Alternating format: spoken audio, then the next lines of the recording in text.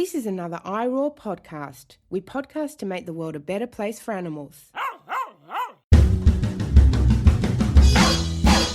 It's both kind and rational to like knowing animals. I can't deny it's fashionable to like knowing animals.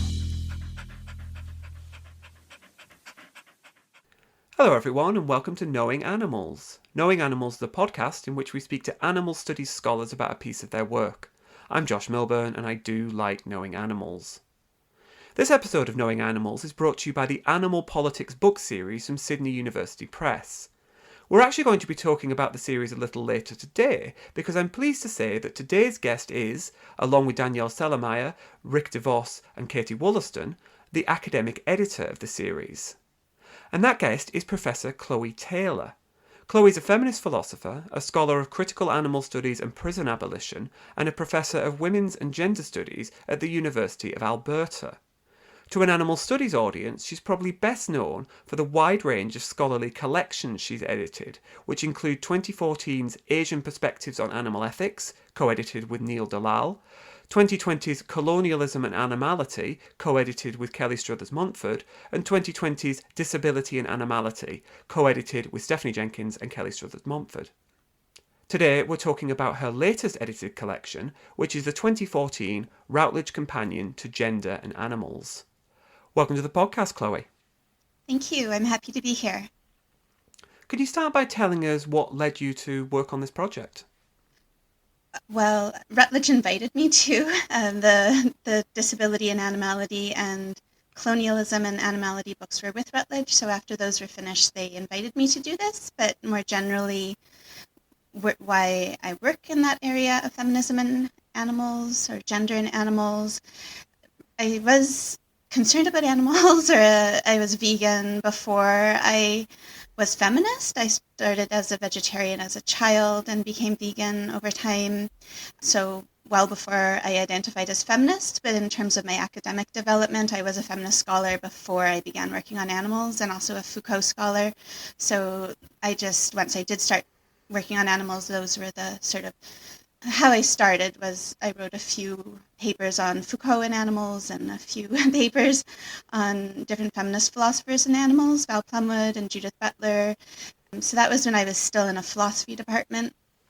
And then I moved into women's and gender studies at my institution after a few years, and there, to my surprise and disappointment, I encountered a lot more resistance to talking about gender and animals together, or just even wanting to teach classes on animals in a women's and gender studies department. I think it started out as women's studies, so it's humanistic, but also my veganism. There was a lot of resistance to that when I ordered vegan catering for departmental events, and one colleague in my department even tried to pass a motion at a meeting that we would have a meat policy, that we had to have meat at all departmental events. And so I found myself having to argue for my veganism in the context of feminist department, and why this wasn't just a trivial thing to ask me as a vegan to order meat, and how it was part of my feminist politics and how these things were connected. So I think I sort of left working on Foucault and animals behind and started doing all this work just showing how animals are relevant to the types of subjects my colleagues are concerned about, that my students were concerned about, just, so I could integrate this into my courses and so forth. So I started to work on colonialism and animality and disability in animals and gender in animals and so forth. And I'm playing with this idea of having another book on sexuality and animality. Well, that's fascinating. You've actually anticipated one of the questions I was going to ask, because I was wondering why we needed a book like this, in the sense that I think in many ways questions about gender are quite mainstream in conversations about animals. And that is, animal studies grapples with questions of gender and feminist politics and feminist theory quite openly. It's something we talk about a lot on this podcast, for example. So you've anticipated my question, and I think what you're saying in part is that part of the reason we need this book is because women's and gender studies is actually not very good at engaging with animals.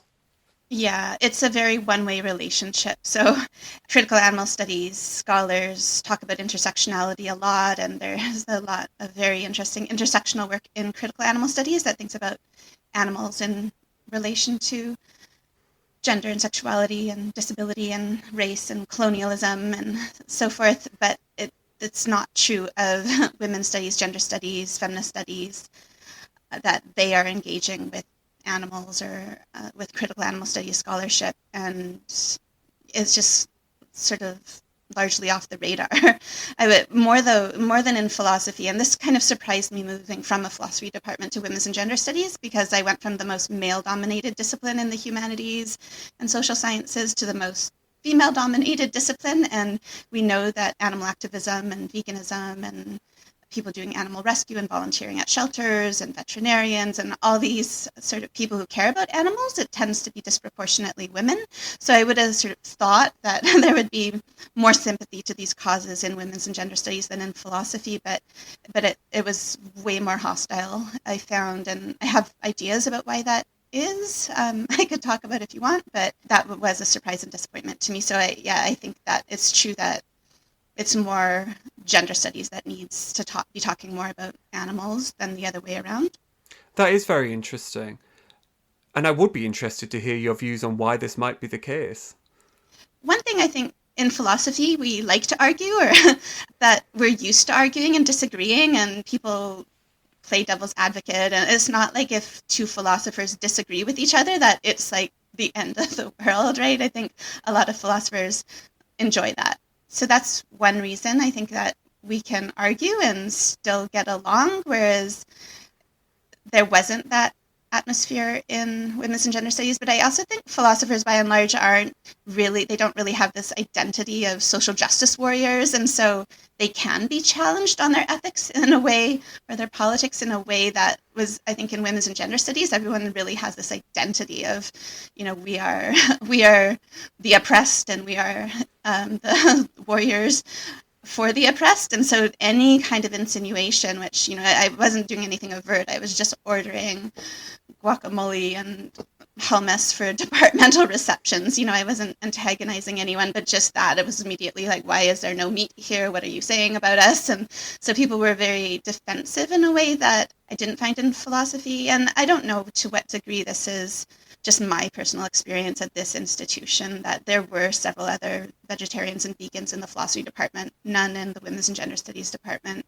So it could just be unique to my situation, but I have heard other feminist scholars talk about similar things. Someone talked about Sandwich Gate in their department, where they ordered vegan sandwiches, and it became this big battle. So I can't really say to what degree this is generalizable, but definitely in my experience, I think maybe also because in philosophy there are famous philosophers like Peter Singer who have worked on these issues, so we're used to thinking about them within our discipline, and it's quite normal to include animal ethics in an intro to moral philosophy class or a contemporary ethical issues class, where no one had ever taught anything related to animals. Even I introduced a ecofeminism class too. There wasn't even anyone thinking about the environment in that department. So I think it was just more novel in that department, maybe.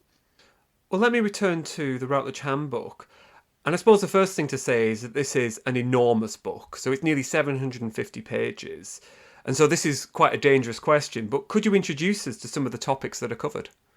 Yes, so the book starts with some foundational authors and issues. So, for instance, Carol Adams, who wrote The Sexual Politics of Meat, and Greta Gard and Josephine Donovan, who are all kind of mothers of this field of feminist critical animal studies, eco-feminist scholars who focused on animals more than there's other ecofeminist scholars who are more focused on the environment, and then just some foundational issues as well. So Jessica Eisen, for instance, has a chapter on this issue of making comparisons and how contentious that is, and is that something we need to do? Is it just always violent to compare speciesism to racism, or agriculture to slavery and so forth, and those kinds of comparisons that come up. And that comes up later in the book too. There's a section on activism where there, sexism and activism and racism and activism, also animals as animal activists, their own resistance to their oppression. There's a section on methodologies, that like how feminist methodologies can be useful for doing research on animals, social science research on animals especially, but also the reverse, how feminist research should be more multi-species. There's several queer perspectives. There's a great chapter by Sal Renshaw on the homoerotics of trophy hunting. So there's queer and trans, and there's Indigenous perspectives, critical race perspectives. Nikisha Elena Alexis has a chapter on Black veganism. That's part of the book that's on intersectional veganisms. The end of the book gets more into issues of, mass extinction and zoonotic diseases, and I guess the future of multi-species relations. Yeah, 75 chapters. It's hard to give an overview. I did actually want to zoom in a little on section 4 of the book on feminist multi-species methods. I'm always happy to talk methods. So what do you think is distinctive about feminist methods in animal studies or multi-species studies? Well, just to say something first about feminist methods. So some of the ways that we can think about feminist methods as being different from non-feminist methods. So there's, or maybe we could say sort of masculinist methods, is there isn't this idea of objectivity. So we, like Donna Haraway long ago talked about situated knowledges, and that this isn't just like admitting, like, unfortunately we can't be objective, but it's actually a good thing. We should be invested. And it's especially thinking about social science research, like field work, where people are going in and doing multi-species ethnographies in particular are a focus in that part of the book. So you're going in and observing situations, or even doing participant observation, participating in situations where humans and animals interact, or thinking about observing human-animal cultures, human-animal relations. And a feminist approach would not assume that one's objective and just going to be sort of observing this from the outside, but should be invested, and there's a connection to praxis. We hear about this in Indigenous methodologies too. If you're going to do research on Indigenous peoples, it shouldn't be like you just come in this instrumentalizing way as a kind of outsider and observe it and, get your research out of it, get your book or your article out of it. You should not be working on and about Indigenous people, but with and for them. You're giving something back to the community, and you're not just going to enter and exit and, not have any ongoing commitment to that community. And there's also not the assumption that the researcher is the expert. So, thinking about women as the experts on their own lives rather than the researcher being the sort of expert on women's lives. And we can think, so I guess part of what that part of the book is doing is thinking about, what does it look like to apply these kinds of methods for multi-species research, human-animal studies, especially multi-species ethnographies. And there's something that Catherine Gillespie, a feminist geographer, has talked about, is when she was doing her multi-species ethnographic work, going into auction houses where animals are being sold. She had to get ethics clearance because she's observing the humans, but when they asked, does your research involve animals? And she said, yes, it got sort of tracked as biomedical research. And when they realized it wasn't biomedical research, she's not going to be, touching and doing violence to these animals herself. She's just going to be observing things. Then it got ethics clearance. So you really there is no sort of animal ethics policy for social science research, but so you can really do anything. And we can think of Timothy Patrot's, work, where social science work, going in and actually working in a slaughterhouse. So you can kill your animal research subject. I'm not criticizing his work, Maria Elena Garcia is an ethnographer who did some multi-species ethnography on guinea pig production in Peru, and she was invited to be part of a workshop where she would have learned to brand the guinea pigs and kill them in a variety of different ways. And, right, is this ethical to kill your research participants? If where you have to get ethics clearance to even interview a human subject, but you can kill and eat your animal subjects and you don't need any kind of ethics clearance. So this is something we have to be talking about among ourselves. But it is complicated because it seems like if we applied the exact same ethics to working to animal subjects as we have for human subjects, we wouldn't be able to do, what Timothy Patriot did going into a slaughterhouse. But that's arguably really useful, to know what's going on in there. Definitely the animal agriculture industry doesn't want us knowing what's going on in there. So maybe we don't want those same ethics policies when it comes to animals. I'd be curious what you think as an animal ethicist.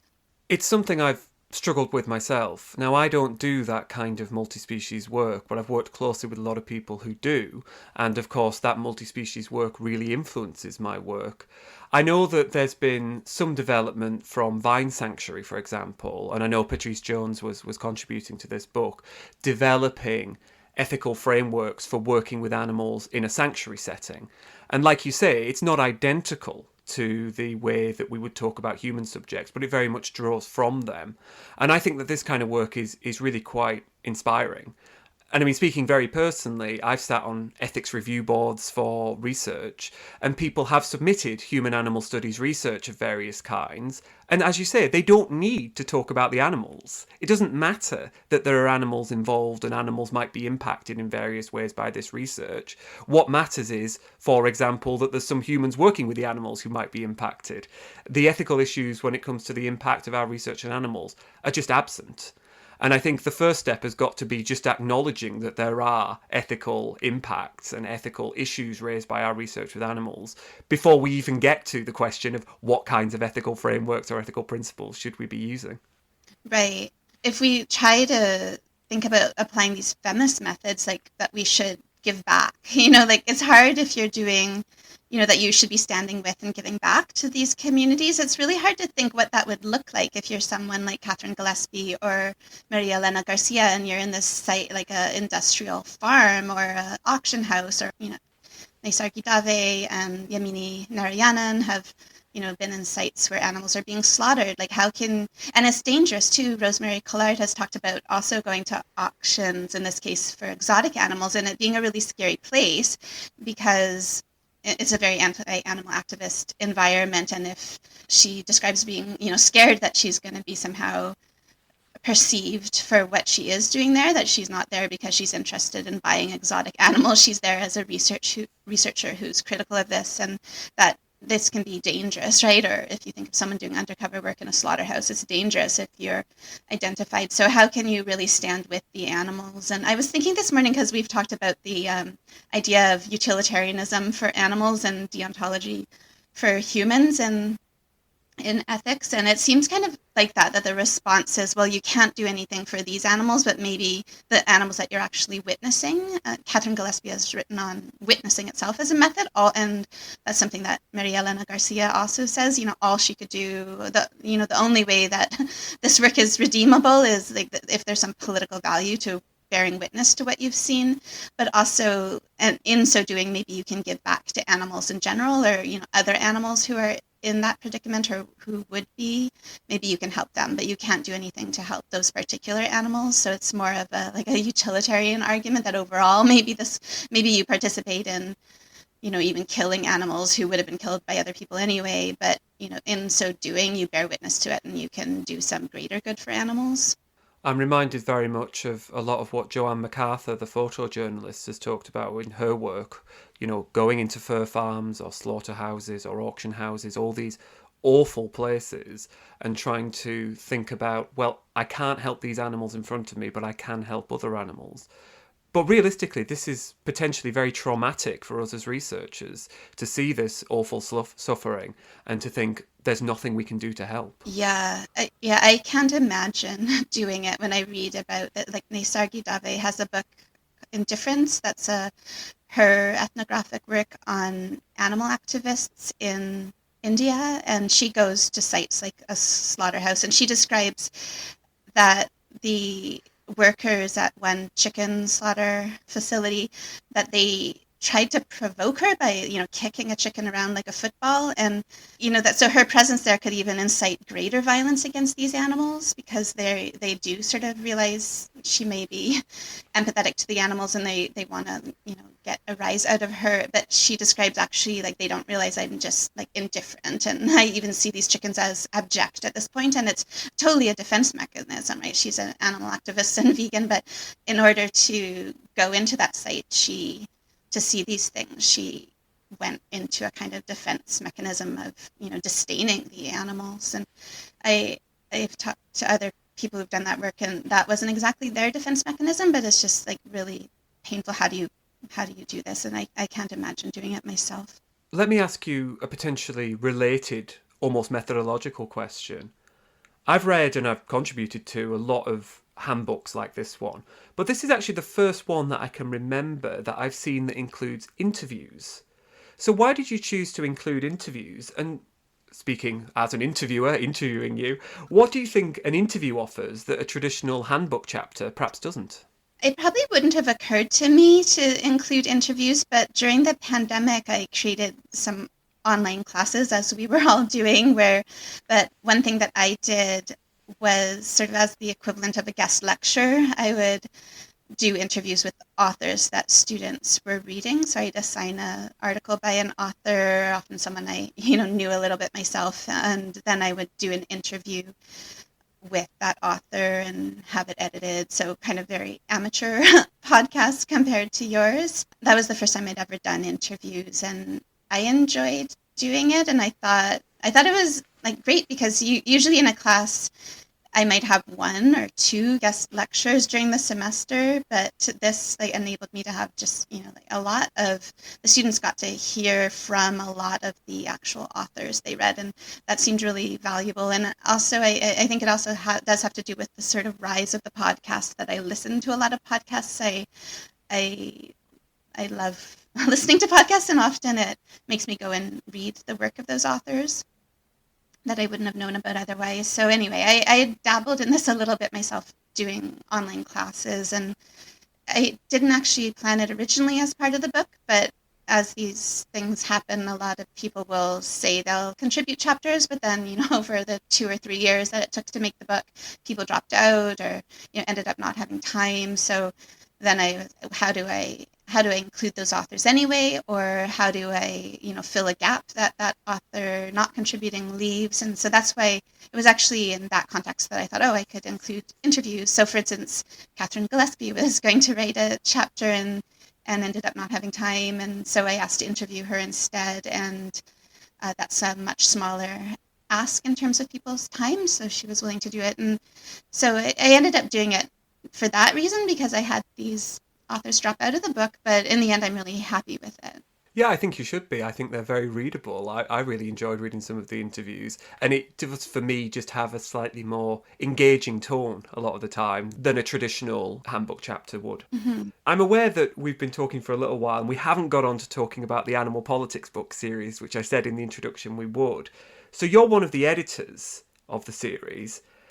What do you see as the purpose of the series? What do you think it does well, and where do you think it might be going in the future? So the book series, as you know, used to be called Animal Publics, and there was a different set of editors, and at a certain point, I think they were ready to pass it on, and Danielle and Rick took over, and then they invited me and Katie, and we did talk about, it's not really clear what Animal Publics means, or how do we understand that? And we wanted to rename it, and we wanted it to be an explicitly critical animal studies series. So we looked at what other series are out there in human animal studies, and there's some that are very discipline specific. Like there's one that really specializes in anthropological work, multi-species ethnographies, and there's some that are not political. They might be like books on the trope of the animal in Kafka or something, and not really concerned with actual animals. And the actual situation animals are in and, praxis oriented. So we wanted to sort of flag that we wanted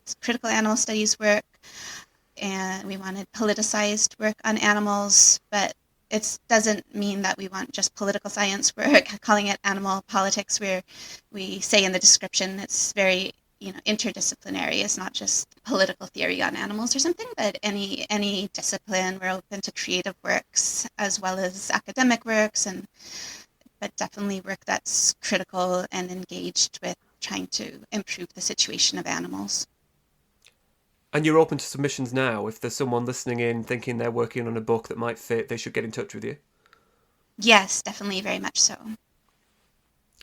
And do you have any sense of books that might be on the horizon? Could you give us a little hint? Yeah, I know that there is one book that's in the pipeline by Annie Potts, and she previously wrote a book on chickens for the Reaction book series, and she's now writing a full monograph on possums. I think possums in New Zealand, so I'm really excited about that one. I love her work. Now, Chloe, we ask every guest on Knowing Animals 5 quick questions. Are you ready for your 5 quick questions? Yes. Can you recall the first piece of pro-animal scholarship you ever read? Yes, I remember when I was like 8 years old reading a article in National Geographic on elephants and about how they're endangered and losing their habitat and how they're poached for the ivory industry. And there was a story about a mother elephant being killed and her baby elephant witnessing this and then, being standing. I think there was a photo of the baby elephant by the detusked cadaver of her mother, and just being that. I think that was the first time I was really sort of aware of animal oppression and was very upset by it. Can you recall the first piece of pro-animal scholarship you ever wrote? Well, I did, at that age of around 8 years old, write a report on elephants for a school project. So that would be my very first thing. But in terms of academic writing, I think because it's so hard emotionally to work on this topic, I sort of, even though I cared probably about animals more than anything else, I was afraid to work on it. I was afraid to read animal liberation. Just like how I went to a vegan film fest the other day and I was like, oh, I'm going to have to see really graphic images, which I did. And it's just really hard. So I think I just in self-protection avoided working on it for a long time. And it wasn't until my postdoc that I really started to work on animals. And so it wasn't until then that I wrote anything on animals myself academically. And the first paper that I wrote on animals was published in Philosophy Today in 2008, and it is called The Precarious Lives of Animals, and that sort of fuses the title of Judith Butler's Precarious Life and J.M. Coetzee's The Lives of Animals. So I took Judith Butler's Ethics of Corporeal Vulnerability that she had just a few years earlier published Precarious Life, where she talks about this ethics grounded in embodiment and vulnerability and precarity, and which seems like, well, animals are embodied and precarious and vulnerable as well. Like, we should be able, this should include animals, like more than a sort of Kantian ethics. It's easier to understand how this would apply to animals, but she explicitly keeps saying the human, and like containing it to humans. And so I wrote this paper using the example of Coetzee's work, especially his novel Disgrace, to sort of explore what would a Butlerian ethics of corporeal vulnerability that's inclusive of other animals look like. If you had to name one animal studies scholar who's had a big impact on you, who would it be? I thought about this. It's a hard question. And like in philosophy, it's so clear. It's like Foucault. Like I wrote 3 books on Foucault. It's really clear the one figure. In critical animal studies, it's like there's so many, but not one who's this towering figure. That's been a sort of thread through all my work. If I have to choose someone, I thought I would talk about Chloë Taylor's work, because both I feel she's recently published a second book, Disabled Ecologies, that I'm writing a review for right now, so I'm reading it for my 5th or 6th time at the moment, and that's having a huge impact on me. And also her first book, Beasts of Burden, Animal and Disability Liberation had a huge impact on me. So I think she's one of the authors I've probably cited the most. And the first book, really is this, gives so many examples of how ableism and speciesism intersect, these sort of shared logics of oppression, but also, every sort of way that you could think about disability and animality together, disabled animals and humans being compared to animals, and so, animal experimentation to help people with disabilities, so many different ways that we can think of, Peter Singer's work, so many ways that we can bring these topics of disability and animal ethics together. She does in that book. So I love that book, and I think her recent book is similar, and that is just kind of path-breaking. The first one putting disability and animal studies, critical animal studies, in dialogue in a way they hadn't been so much before.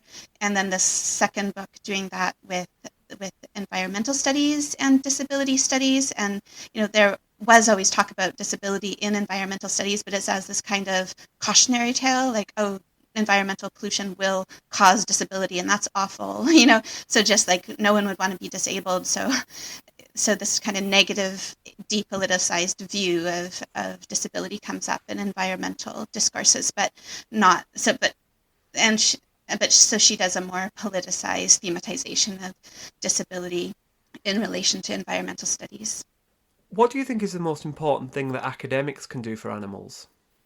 I would probably say our teaching, that we do have this platform that most people don't have to really influence students, and who then hopefully there's this kind of domino effect where they go out and influence others and organize and so forth.